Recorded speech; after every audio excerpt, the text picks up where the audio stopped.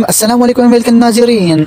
हर इंसान के गले पर दरमियान में एक उभार होता है जो ख़वातीन की निस्बत मर्दों में बहुत ज़्यादा नुमाया होता है। इससे मुतालिक ईसाई रिवायात के मुताबिक ये बात मशहूर है कि जब हज़रत आदम अलैहिस्सलाम ने शैतान के बकावे में आकर जन्नत का सेब खाया था तो इसका एक टुकड़ा इनके हल्क में फंस गया था और गले का ओह मुकाम फूल गया था। मगर इस बारे में साइंस क्या कहते हैं, यकीनन ये आपके लिए भी दिलचस्पी से खाली न होगा। गले पर मौजूद उभार यानी आदम का सेब दरअसल आवाज़ की नाली और एसाब की हिफाजत करने वाले करकरी हड्डी पर मुश्तमिल होता है जिसे थायराइड कार्टिलेज कहा जाता है।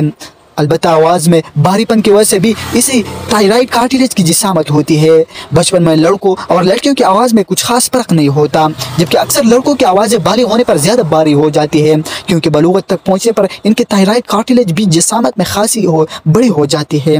साइंसदानों का कहना है कि जिन मर्दों में ये साख्त आदम का सेब ज़्यादा बड़ी और बाहर को निकली होती है, इनकी आवाज़ भी इतनी भारी और कर्दी होती है जो इनकी औरतों में बालिग हो जाने के बाद भी थायराइड कार्टिलेज की जिसामत में कुछ खास इजाफा नहीं होता, इसलिए इनकी आवाज़ भी मर्दों के मुकाबले में ज़्यादा बारीक होती है। अलबत्ता कुछ ख़वातीन में ये साख ज़्यादा उभर आती है और नतीजतन उनकी आवाज़ भी मर्दों जैसी भारी हो जाती है। कभी कभी ऐसा भी होता है कि मर्दों में ये हिफाजती करकरी हड्डी छूटी रह जाती है और जब वो बोलते हैं तो यूँ लगता है जैसे कोई खातून बात कर रही हों। तो आई होप कि आप दोस्तों की बातें अच्छी लगी। अगर वीडियो अच्छी लगी तो एक ज़रूर करें। चलते हैं नेक्स्ट वीडियो, तब तक के लिए खुदा हाफिज़।